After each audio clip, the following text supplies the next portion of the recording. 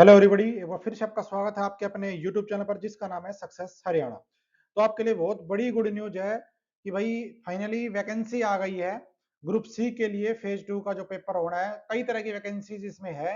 तो आपको मैं बताऊंगा 4/2026 के नाम से वैकेंसी आई है अभी अभी जस्ट। और सबसे पहली बात यह है कि इसकी डेट देख लेते हैं। तो डेट ऑफ पब्लिकेशन तो 6 तारीख आ जाई है।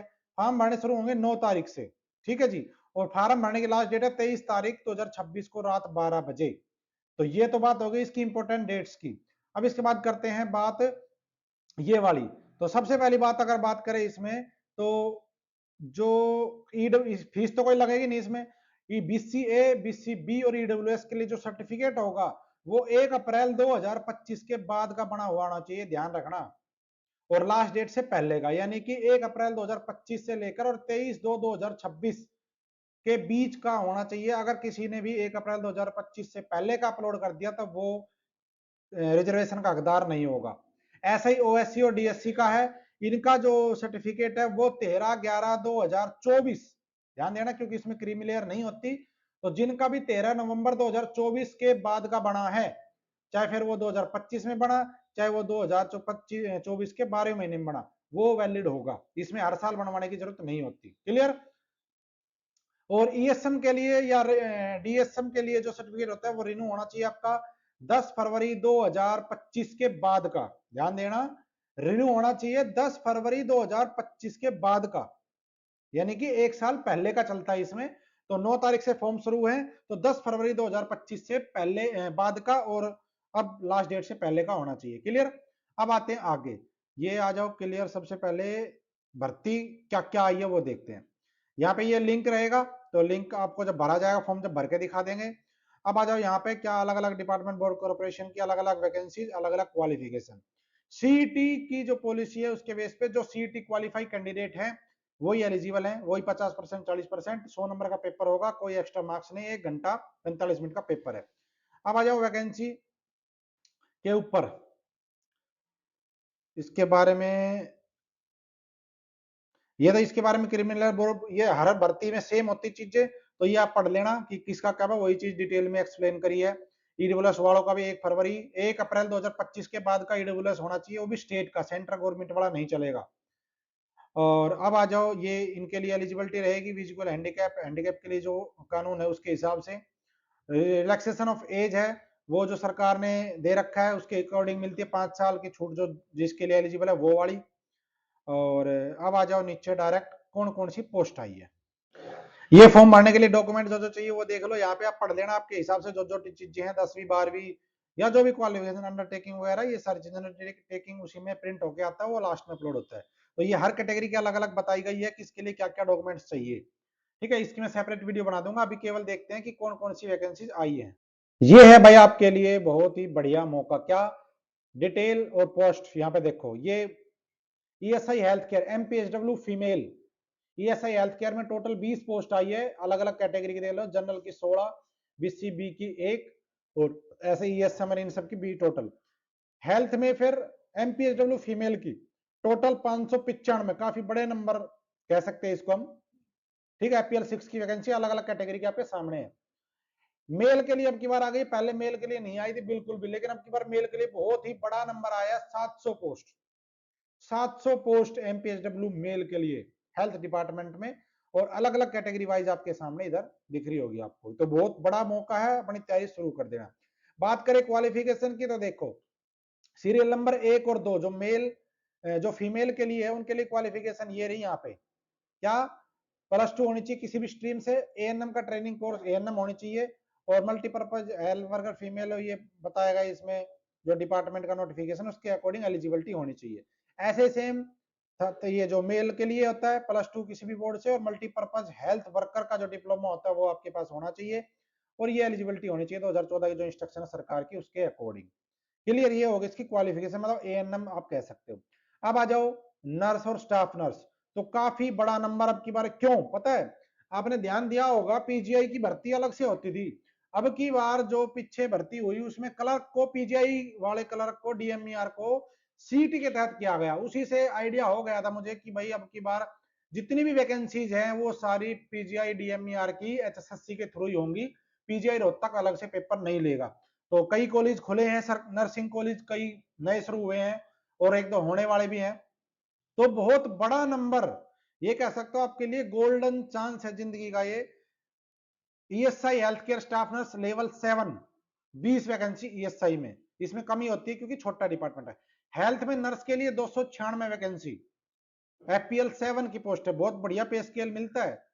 डीएमईआर मेडिकल कॉलेज की जो नर्स है एफपीएल 7 में ही रहेगी, और ये रहेंगी कितनी, 1475 पोस्ट, बहुत बड़ा नंबर।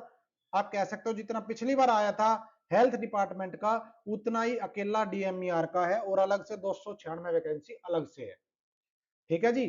अब आ जाओ हेल्थ डिपार्टमेंट में ही सिस्टर ट्यूटर, जो पढ़ाने के लिए कह सकते हो एफपीएल 8 की पोस्ट है, और टोटल वैकेंसी है 12। अब देख लेते हैं इनकी क्वालिफिकेशन, क्योंकि थोड़ी थोड़ी क्वालिफिकेशन अलग मिलेगी खासकर ट्यूटर के लिए। जो 4 और 5 नंबर है हेल्थ केयर की, और ये हेल्थ वाली डिपार्टमेंट की जो है, उसमें चाहिए आपके पास बीएससी नर्सिंग हो, ऑनर्स, पोस्ट बीएससी हो, या फिर आपके पास डिप्लोमा इन जर्नल यानी कि जीएनएम, इन तीनों में से कोई भी एक चीज आपके पास हो।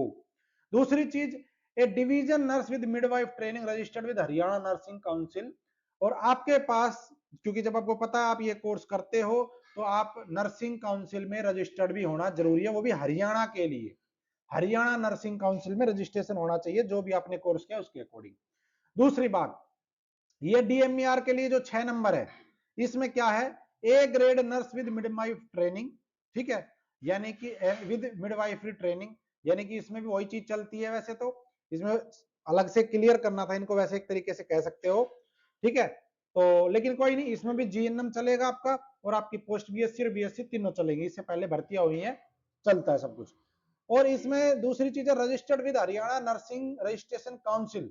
अब की बार इसमें ये बदलाव है, पहले जो केस हुआ था 2019 में, एक भर्ती 21 की 19 की भर्ती थी जो बाद में रिजल्ट आया, वो केस यही था कि उसमें लिखा होता था कि registration in any nursing council of India, medical college वाले केस में ये होता था। केस हुआ कि हरियाणा के लिए होना चाहिए, लेकिन वो केस नहीं बनी। लेकिन अब की बात मेडिकल कॉलेज के लिए भी हरियाणा नर्सिंग काउंसिल से रजिस्ट्रेशन होना चाहिए, और या फिर बीएससी नर्सिंग आपके पास हो, ये आपके पास होनी चाहिए। ट्यूटर के लिए जो है उसमें देखो बीएससी नर्सिंग हो या पोस्ट बीएससी, इसमें जीएनएम नहीं है ना, इसमें भी है डिप्लोमा नहीं, जीएनएम इसमें नहीं चलेगी, क्योंकि ये टीचर के लिए होती है एक तरीके से।